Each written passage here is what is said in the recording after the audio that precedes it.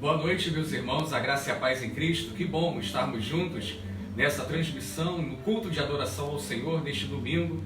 E eu quero convidar você para se alegrar conosco, para louvarmos a Deus, para orarmos aqui, mais uma vez, clamando ao Senhor para que Ele venha ao nosso encontro nesses dias difíceis que estamos enfrentando.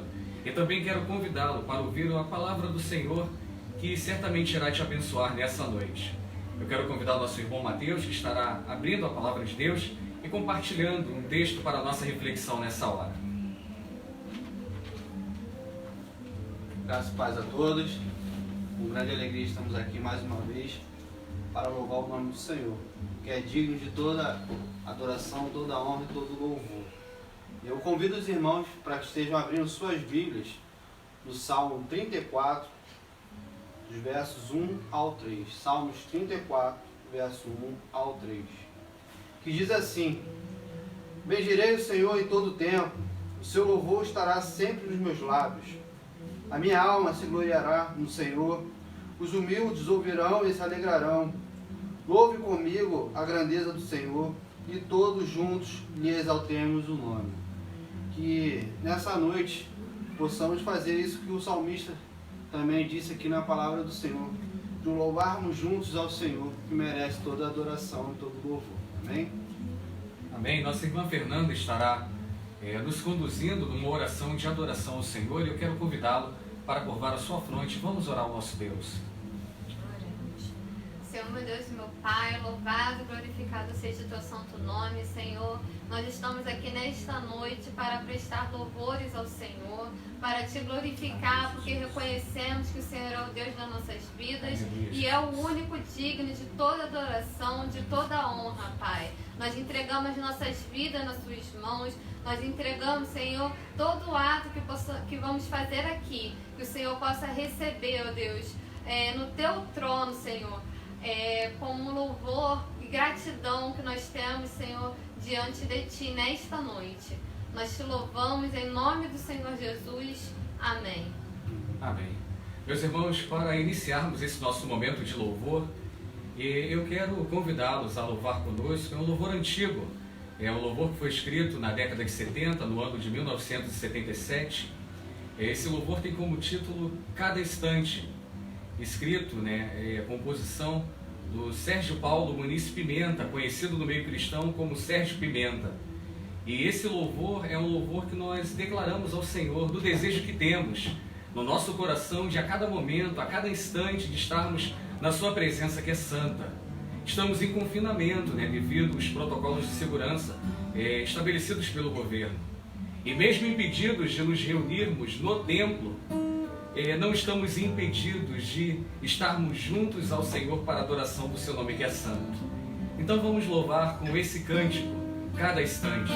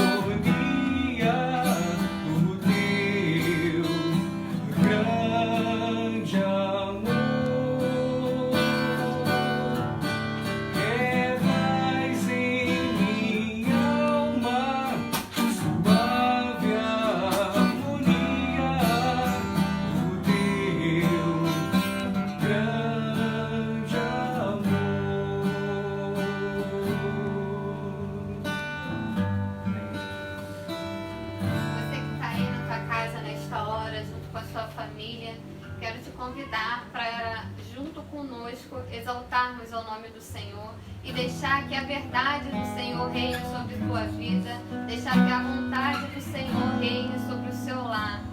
Amém?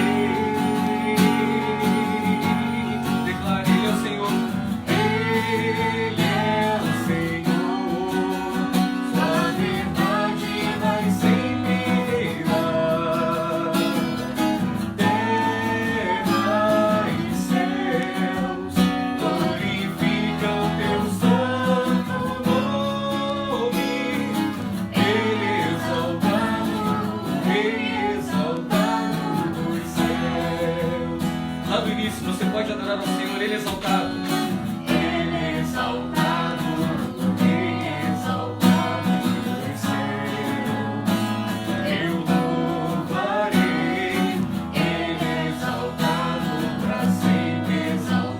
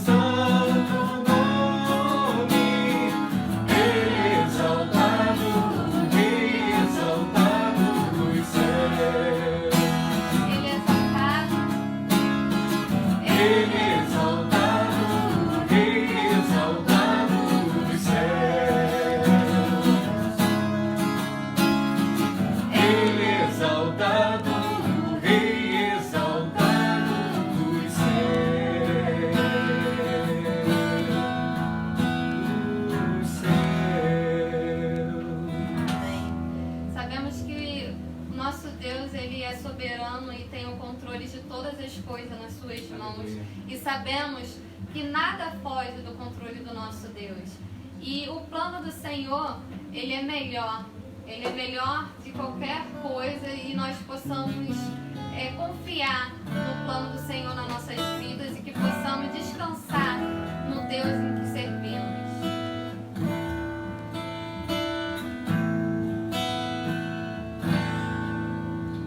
É só respirar.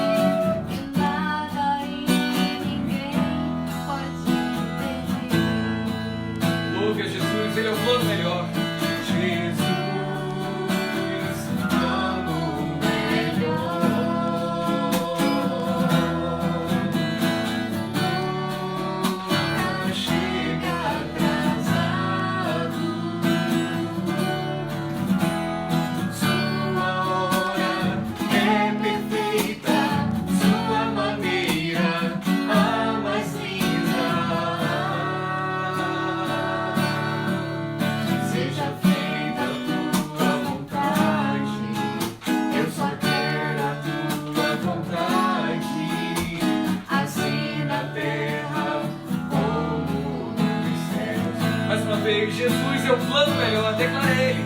Jesus.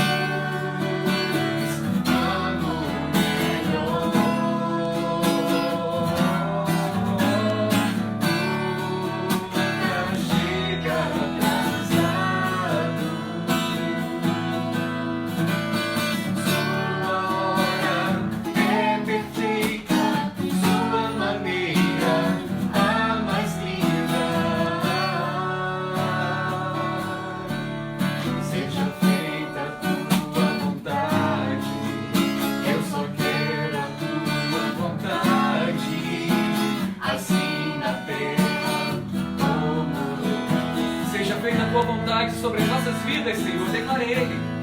Seja feita a tua vontade,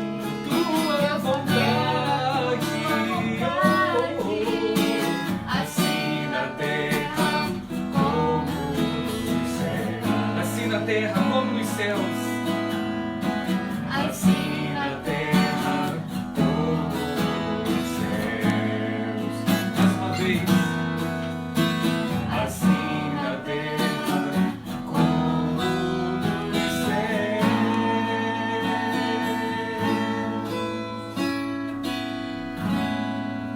Louvado seja o nome do nosso Senhor. Eu quero convidá-los para uma reflexão bíblica nessa hora.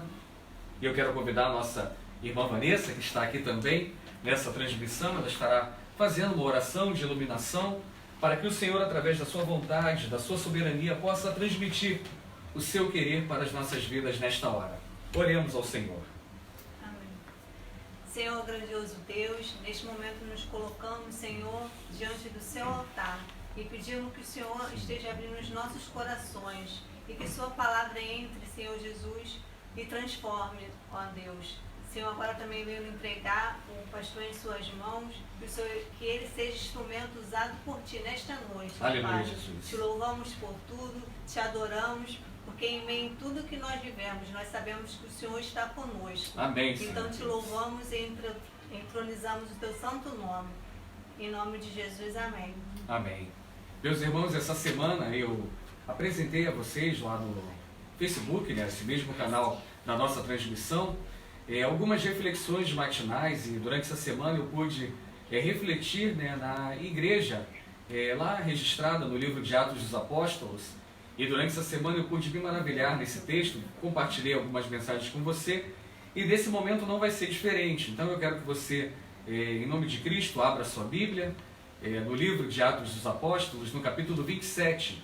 Faremos a leitura, e eu quero convidar você a fazer a leitura junto comigo, a partir do versículo número 21. Atos dos Apóstolos, capítulo 27, a partir do verso de número 21.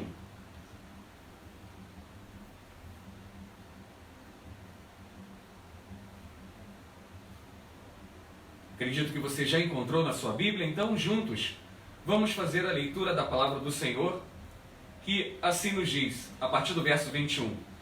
Havendo todos estado muito tempo sem comer, Paulo, pondo-se em pé no meio deles, disse: Senhores, na verdade era preciso terem-me atendido e não partir de Creta, para evitar este dano e perda.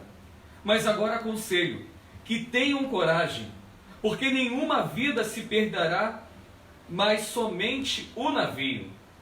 Porque esta mesma noite, um anjo de Deus, a quem pertenço, a quem sirvo, esteve comigo, dizendo: Paulo, não tenha medo. É preciso que você compareça diante de César. E eis que Deus, por sua graça, lhe deu todos os que navegam com você. Portanto, senhores, tenham coragem, pois eu confio em Deus que tudo vai acontecer conforme me foi dito. Queridos irmãos, essa palavra, que nós lemos, palavra do Senhor, vem muito ao nosso encontro nesses dias em que estamos no nosso confinamento devido ao Covid-19.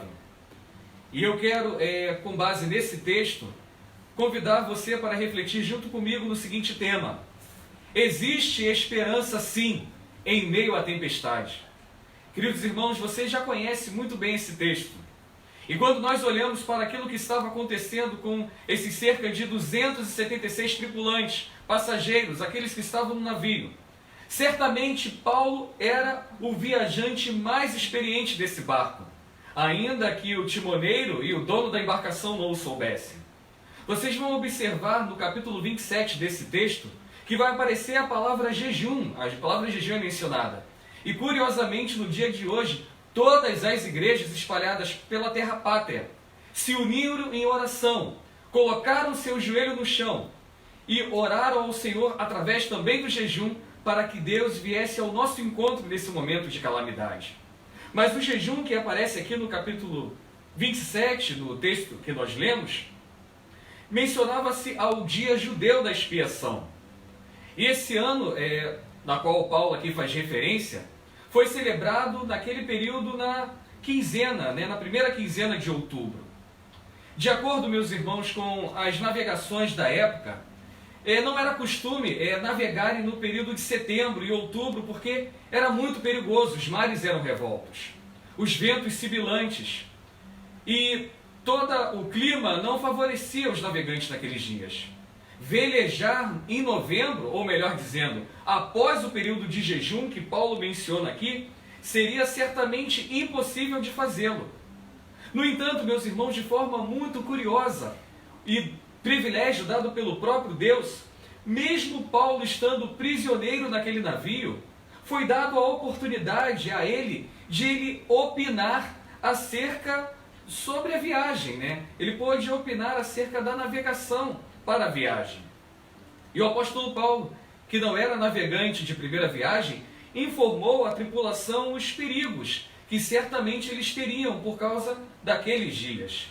E chegou a orientar a tripulação que eles hibernassem num lugar chamado Bons Portos. No entanto, o texto vai dizer que o centurião que estava naquele navio, ele não deu crédito a Paulo, mas esse centurião ele preferiu atender às orientações do dono da embarcação. E ao invés de seguir as orientações de Paulo, eles decidiram navegar até Fenícia, porque ali tinha um porto com comodidades melhores e também era uma cidade um pouco maior. O texto vai trazer algumas informações que esse navio da qual Paulo estava sendo levado para a Itália era um navio que levava cargas de cereais. O patrão, o dono do navio, era esse empreiteiro que estava com essa responsabilidade de levar a carga de cereais até Roma. O centurião citado no texto, o texto vai dizer que era de nome Júlio, era o principal oficial a bordo e aquele que tinha a última palavra.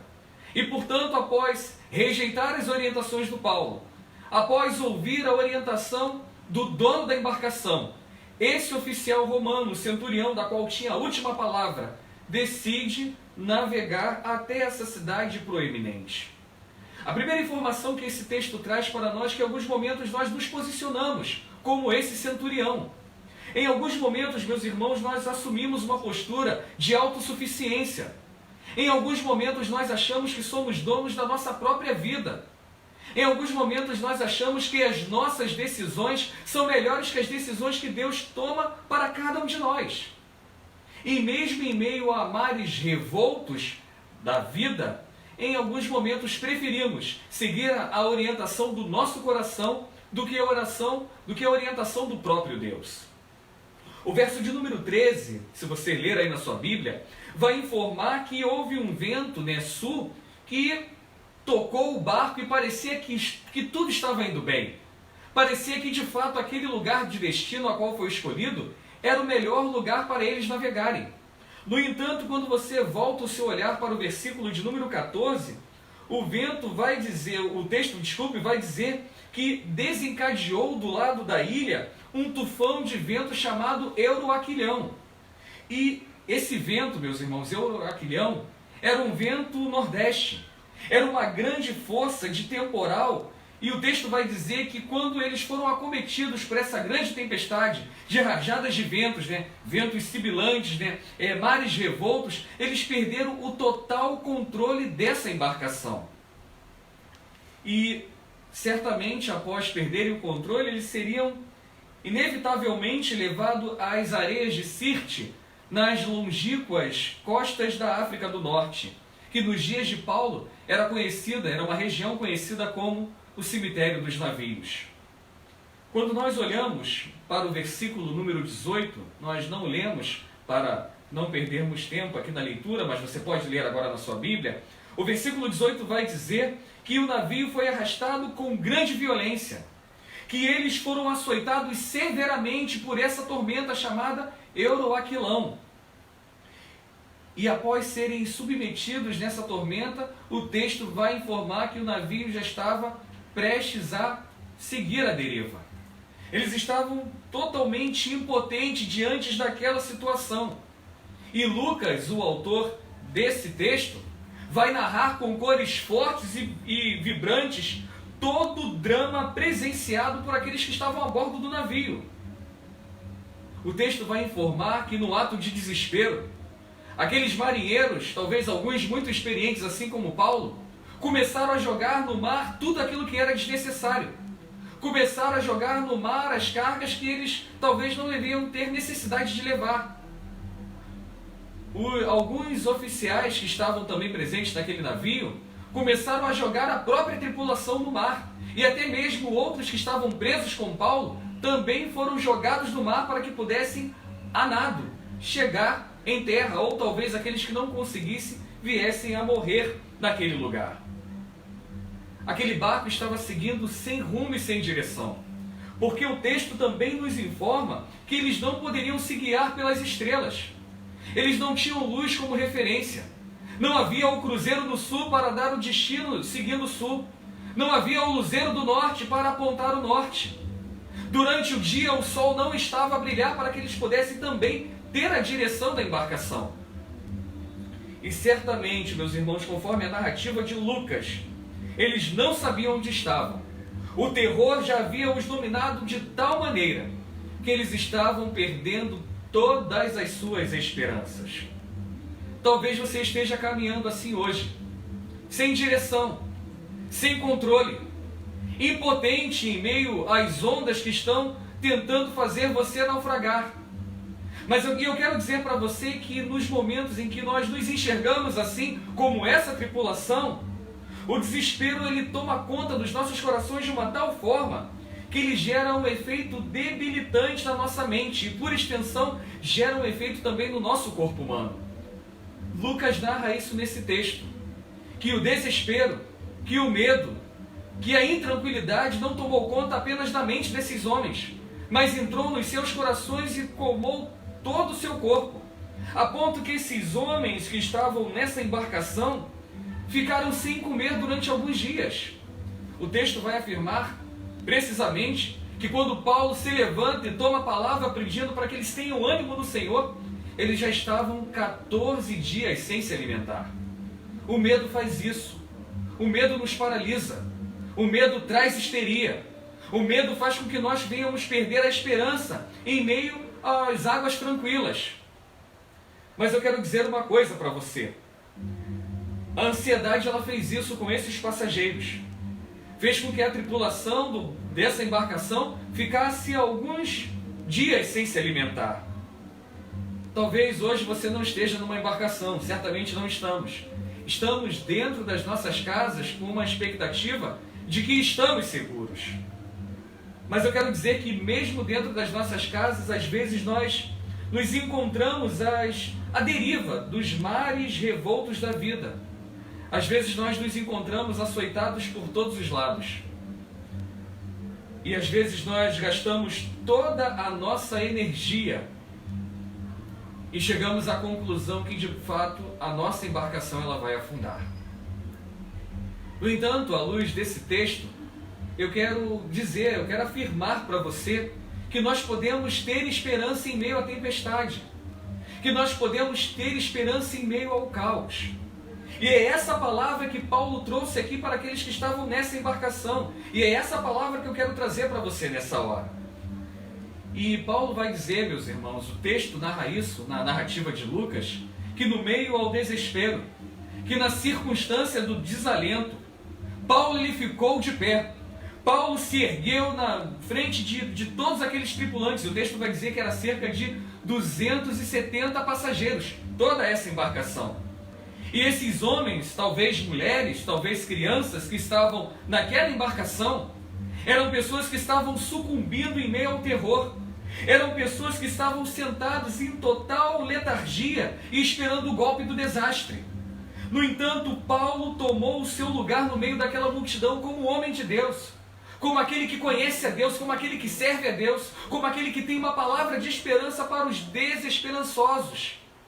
E o texto vai dizer, meus irmãos, que as pessoas com o espírito quebrantado, por causa dessa situação, sem solução alguma para o seu momento, eles estavam prontos e atentos para ouvir as palavras de Paulo. E o apóstolo Paulo vai dizer, o verso de número 22, chama aqueles tripulantes, aqueles passageiros para terem ânimo no Senhor. Paulo não chamou eles para terem ânimo nas autoridades. E havia algumas ali na embarcação. Havia um centurião, que era um centurião de uma grande corte romana. Não era simplesmente para depositar a sua confiança no dono da embarcação. Mas Paulo ele chama aqueles tripulantes e todos os passageiros para depositar a sua confiança e a sua esperança no Deus a qual ele servia. Eu quero dizer uma palavra de Deus para a sua vida nessa noite. Ainda que tenhamos a nossa esperança, talvez numa cura para a enfermidade que está assolando todas as nações, ainda que a nossa esperança talvez esteja submetida a todos os protocolos de segurança que as autoridades estão colocando para nós, eu quero dizer para você que a sua segurança, em primeiro lugar, precisa estar nesse Deus.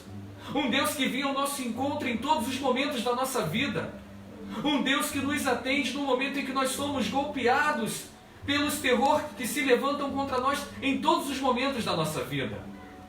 Um Deus, conforme eu já tenho dito aqui, que mesmo tendo tantos filhos, se compadece de você e de mim de uma maneira tão única e especial. E é esse Deus que Paulo chama aqui a esses homens para olhar e entender.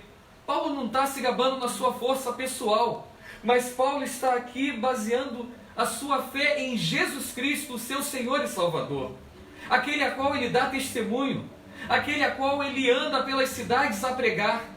E agora ele está preso, sendo levado até a prisão de Roma. Mas ainda assim, meus irmãos, a sua força, a sua energia, a sua esperança está nesse Deus. Presta atenção no que a narrativa de Lucas está dizendo aqui para mim e para você. Paulo está se dirigindo a gentios, homens e mulheres que eram politeístas nas suas práticas religiosas e também nas suas superstições. Eles acreditavam em muitos deuses, eles acreditavam em muitas entidades religiosas. Mas Paulo ele não pede para eles se agarrarem cada um no seu Deus, mas Paulo pede para eles terem a confiança no Deus a qual ele conhecia, vivia e servia. Meus irmãos, Paulo ele precisava também aqui, e ele traz essa ideia, por isso que ele chama essa reflexão ao Deus a qual ele servia, porque Paulo precisava se opor à realidade dos seus dias. Havia uma corrente filosófica nos dias de Paulo que dizia que aqueles que serviam a Deus deveriam esperar um Deus que tinha a obrigação de retribuir aos seus súditos com favores. E é interessante que parece que não só nos dias de Paulo, mas nos nossos dias também temos ouvido isso. Pessoas determinando a Deus que pelo fato de eles servirem a Deus, que Deus é obrigado a atendê-los, a servi-los, a se compadecer deles nesse momento. Tem alguma coisa errada na teologia dessas pessoas. Tem alguma coisa errada na Bíblia que essas pessoas estão lendo. Não é isso que Paulo diz. Paulo diz que nós devemos ter confiança em Deus. Porque Deus, conforme já temos refletido aqui, é o nosso refúgio, é a nossa fortaleza, é o nosso socorro bem presente. E exatamente, meus irmãos, por essa razão, que Paulo, quando se levanta no meio dessa embarcação, e dirige essa palavra a homens e mulheres que já estavam 14 dias sem comer, enfraquecidos não apenas fisicamente, mas também mentalmente. Seus sonhos estavam destruídos, suas emoções estavam amassadas, não havia mais perspectiva de vida. O texto ainda vai informar que alguns que estavam tentando fugir da embarcação, os soldados cortaram as cordas. E você, se você se lembra daquele filme, o Titanic, talvez esse relato aí seja um relato muito mais forte do que aquele que aconteceu com a embarcação da Starline, lá no ano de 1912, naquela viagem de Londres para Southampton, em Nova York. Queridos irmãos, quando nós voltamos o nosso olhar para o texto, Paulo ele chama a atenção de toda a embarcação e repete exatamente as palavras do anjo. E me chama a atenção aqui que Deus não apareceu para Paulo com visões, através de sonhos, através de profetadas reveladas através de um irmão. Não! O texto diz que o Senhor apareceu diante de Paulo através de um anjo, com um comunicado muito especial. E no auge do desespero, diz o texto, que o Senhor, através do anjo, apareceu diante de Paulo e declarou essas palavras: Paulo, não tenhas medo, porque ninguém vai morrer. Eu entreguei todas essas pessoas em suas mãos. Eu quero dizer o seguinte para você, palavra de Deus para a sua vida. Deus ele tem a sua vida em suas mãos. As tempestades virão contra nós. Os dias serão difíceis. Talvez seremos até mesmo acometidos por algumas enfermidades, talvez até mesmo pelo Covid-19. Talvez para alguns até a morte possa chegar. Mas isso não significa que nós não estejamos seguros nas mãos desse Deus. Porque Paulo já também havia declarado para a igreja em Roma que nem mesmo a morte é suficiente para nos afastar da presença de Deus. E eu quero encerrar dizendo o seguinte para você: as tempestades da vida, elas vão se levantar para você. Elas se levantam também para mim. Mas elas não se levantam para nos destruir, pelo contrário. Elas vêm para nos fortalecer, porque as provações, eu já tenho compartilhado isso com você, em muitos momentos elas são pedagógicas. E eu já conversava com um grupo de irmãos numa oração, um pequeno grupo, nós orávamos pela manhã lá na igreja, de portas fechadas, mas com janelas abertas, ventiladores ligados, seguindo toda a recomendação e distantes uns dos outros. E naquele momento de oração ao Senhor, nós refletimos acerca dessas coisas, que estamos seguros no Senhor. Eu quero dizer a você que quando os nossos recursos se acabam, os recursos de Deus ainda estão disponíveis para cada um de nós. Os recursos de Deus ainda estão disponíveis para dar livramento e oferecer crescimento a você. Quando nós olhamos a narrativa bíblica, quando olhamos para a experiência de muitos homens e mulheres, eles cresceram no meio das provações. Jesus Cristo, antes de ter o seu ministério na Galileia, em Cafarnaum, na Judéia, Jesus Cristo ele passou pelo momento de privação. Você se lembra do texto, a qual ele foi tentado no deserto. E esse momento de tribulação, esse momento de provação para Cristo, foi o momento que serviu para chancelar, para dar credibilidade ao seu ministério.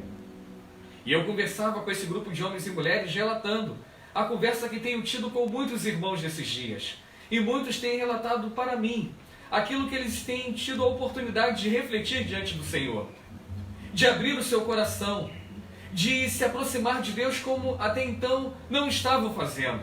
Então Deus ele está trabalhando em meio à tempestade para oferecer a cada um de nós esperança. E eu quero dizer o seguinte para você: aquele que andou por sobre as águas, aquele que acalmou o mar e fez sossegar o vento, é o mesmo que continua trazendo bonança para as nossas vidas. Você ainda pode e deve confiar em Deus. Se você é servo de Deus, conforme o apóstolo Paulo aqui declarou ser, não perca a esperança.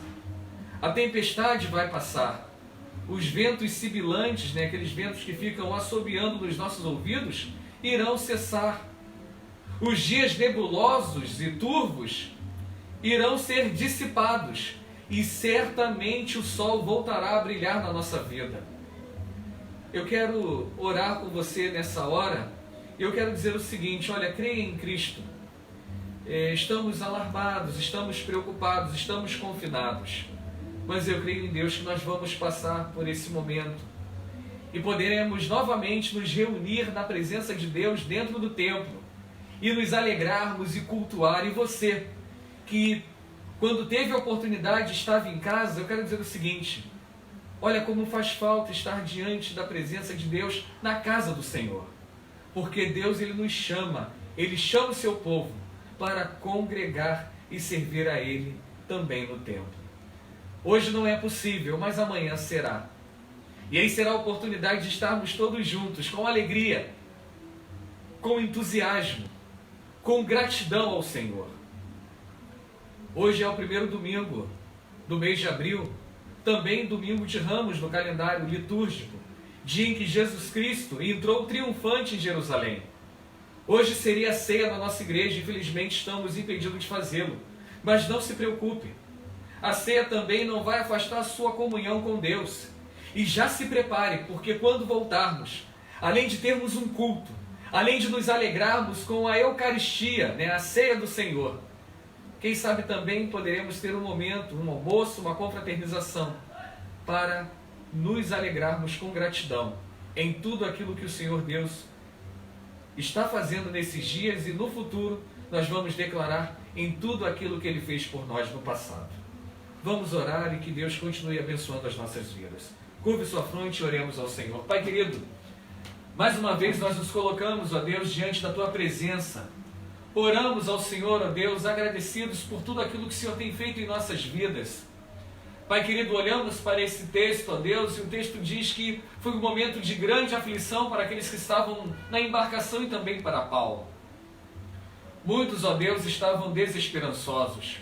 Muitos, ó Deus, sabiam que a sua vida já estava à deriva, como também estava aquela embarcação. No entanto, ó Deus, o Senhor, através da sua graça e misericórdia, levantou o seu servo Paulo naquela embarcação, e com a sua voz que estava ao alcance de todos aqueles passageiros, com intrepidez no Senhor, ele trouxe as verdades que foram reveladas pelo Senhor através do anjo. Pai querido, da mesma maneira o Senhor tem falado conosco através da sua palavra. O Senhor tem encorajado a cada um de nós. O Senhor nos tem dado ânimo. O Senhor nos tem feito entender, ó Deus, que todas as coisas estão sobre o controle e estão nas suas santas mãos, ó Pai. Ó Deus, nos dê calma nesse momento. Graças a Deus a sua igreja tem marchado. A sua igreja, ó Deus, tem se reunido no lar, no culto doméstico. Tem acompanhado, ó Deus, as transmissões através deste canal. A tua igreja, ó Deus, tem se colocado, Pai querido, conforme já usamos no jargão popular, se colocado na brecha no Senhor.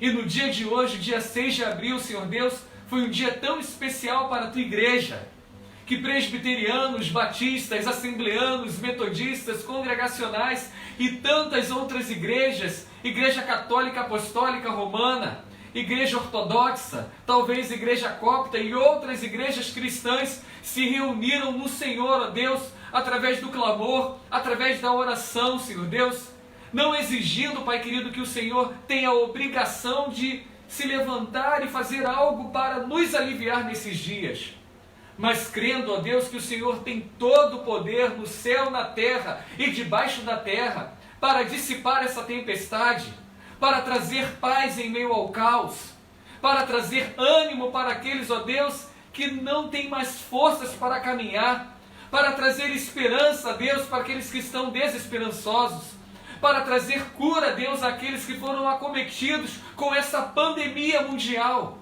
Ó Pai, tenha misericórdia da tua igreja, e mesmo que os dias sejam difíceis e ruins, ó Pai, que possamos fazer como o apóstolo Paulo, porque também vivemos para Ti e servimos a Ti. E assim como Paulo, o Senhor também chamou a cada um de nós. O Senhor chamou aqueles que estão ao alcance desta transmissão para pregar o Evangelho da salvação, para pregar, ó Deus, o Evangelho da esperança, para pregar o Evangelho da cura. Não fazemos, ó Deus, promessas vãs. Não prometemos, ó Deus, nos nossos púlpitos, nas nossas mensagens, nas nossas conversas, nas nossas orações, aquilo que nós não podemos fazer. Mas nós fazemos como Paulo, ó Deus. Anunciamos a Tua palavra que nos diz que o Senhor Jesus Cristo é aquele que tem poder para transformar e mudar a nossa sorte. E é nesse Cristo, ó Deus, que nós cremos.